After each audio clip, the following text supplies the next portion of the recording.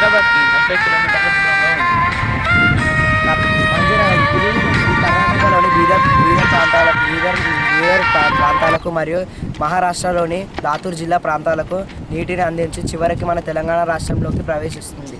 లెండి నది ఇది మంజీరాకు ఒక ముఖ్యమైన ఉపనది. మంజీరా నది ఇది ముఖ్యమైన గోదావరి యొక్క ఉపనది.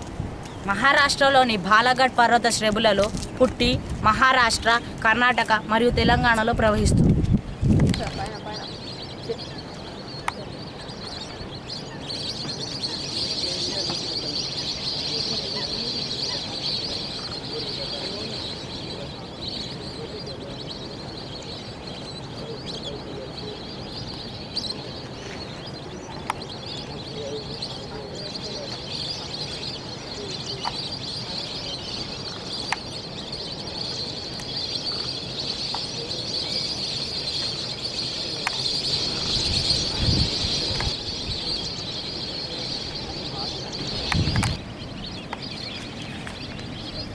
మంజీరా నది తెలంగాణలో ప్రస్తుత సంగారెడ్డి జిల్లాలో ప్రవేశించి చివరకు నిజామాబాద్ జిల్లాలో బాసర దగ్గర గోదావరి నదిలో కలిసిపోతుంది. తెలంగాణలో మంజీరా నది 96 కిలోమీటర్ల వరకు ప్రయాణిస్తుంది. మంజీరా నది యొక్క మొత్తం నది ప్రవాహం 724 కిలోమీటర్లు, బేసిన్ 30,844 చదరపు కిలోమీటర్లు. తెలంగాణ మొత్తం 3 ఆనకట్టల మీద మంజీరా నదిపై నిర్మించారు. ఒకటి సింగూర్ మంజీరా రిజర్వాయర్లు కాగా, మూడవది నిజామాబాద్ జిల్లాలో గల నిజాం సాగర్ ప్రాజెక్టు.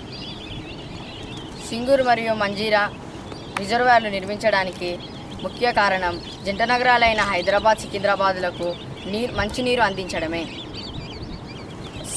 సింగూర్ రిజర్వాయర్ నిల్వ సామర్థ్యం 30 టీఎంసీలు వాటర్ కాగా, మంజీరా రిజర్వాయర్ నీటి సామర్థ్యం నిల్వ సామర్థ్యం 1.5 టీఎంసీలు వాటర్ కాగా, మరియు మంజీరా నది రిజర్వాయర్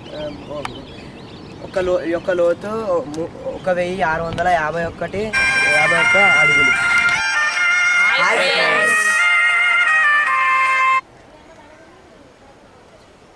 ఎక్కువ నీరు తాగడం వలన కొవ్వు పదార్థాలను విచ్ఛిన్నం చెంది బరువు తగ్గుతారు. మొత్తంలో ఎక్కువ నీరు తాగడం వలన చర్మం మృదువుగా మరియు ఆకర్షణీయంగా మారుతుంది. మానవ శరీరంలో జీర్ణక్రియకు మంచినీరు తప్పనిసరి అవసరం. వేడి వాతావరణంలో శరీరాన్ని చల్లబరిచి చల్లటి ప్రదేశాలలో తగిన మార్పునిస్తుంది. ప్రస్తుతం మనం మినరల్ వాటర్ యుగంలో ఉన్నాం. మనిషి నాగరిక పోకడాల వలన నదీ జలాలు, మంచినీటి సరస్సులు కాలుషితమైనాయి. నదులు, అడవులు, వాటి మీద ఆధారపడే వన్యప్రాణులు ఇవి వారసత్వ సంపద. వీటిని కాపాడుకోనే అవసరం. శరీర అవయవాలను, వాటి క్రియలను సరిగ్గా నిర్వహించడానికి నీరు అవసరం. కణాలను, ఆక్సిజన్ను గ్రహించడానికి నీరు అవసరం.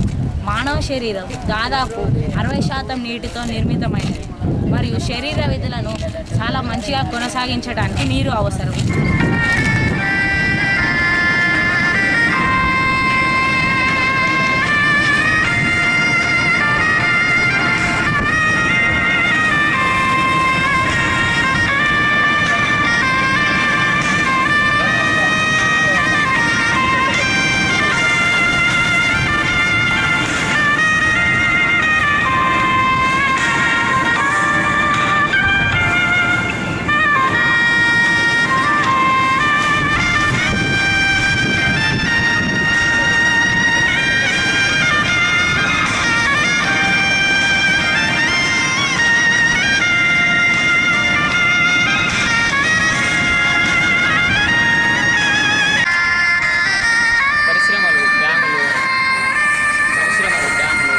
టెంపుల్స్ ఆఫ్ మోడర్న్ ఇండియా అని జవహర్లాల్ నెహ్రూ అన్నాడు.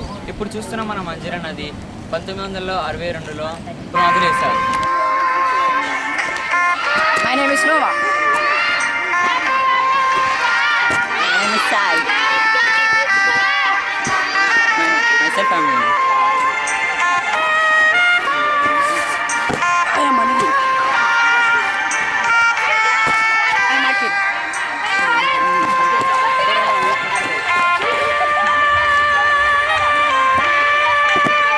This is Srikanth.